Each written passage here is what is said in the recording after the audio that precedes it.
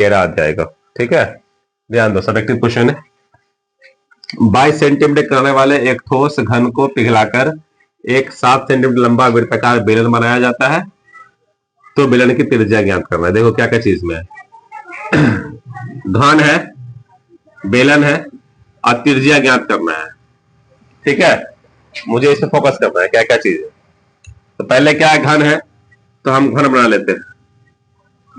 घन में सभी किनारा की लंबाई क्या होती है, बराबर होती है, नहीं तो सब 22 का है, यानी ये 22 तो ये भी 22 तो ये भी 22।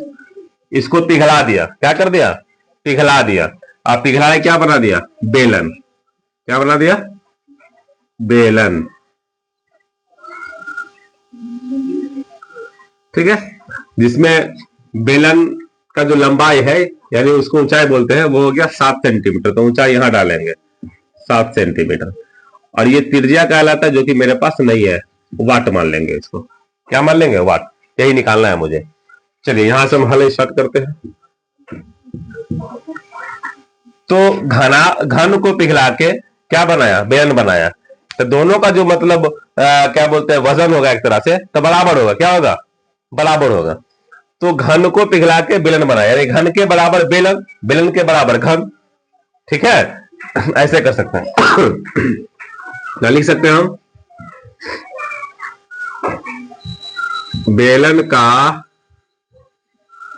आयतन बराबर घन का आयतन, है ना। भुजा कितना दिया हुआ है, भुजा बराबर 22 सेंटीमीटर। ठीक है, और ऊंचाई कितना दिया हुआ है हमारा, 7 सेंटीमीटर, और आर निकालना है। तो बेलन के आयतन का फॉर्मूला होता है पाई आर स्क्वायर एच।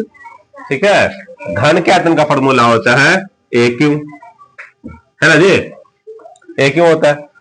तो ध्यान दो, पाई का मान 22/7, आर हो गया कितना, कुछ नहीं है, तो आर स्क्वायर, एच कितना हो गया 7 सेंटीमीटर, ए कितना यानी भुजा 22, तो 22 का होल क्यू लिख देंगे, 7 से 7 क्रॉस हो जाएगा।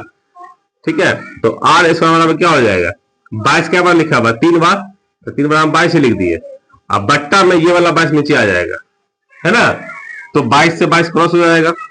इसका स्क्वायर हटाएंगे तो क्या करेंगे, ये दोनों 22 को हम रूट में डाल देंगे, तो 22 गुण 22, आर बराबर क्या हो जाएगा, इसमें से एक जोड़ा निकाल लेंगे ना, जोड़ा में से एक निकाल लेंगे, तो क्या हो जाएगा 22 सेंटीमीटर जो आ गया हमारा, ये त्रिज्या निकल गया बेलन का। ठीक है, समझ में आया। चलिए ठीक है, नोट कीजिए इसको।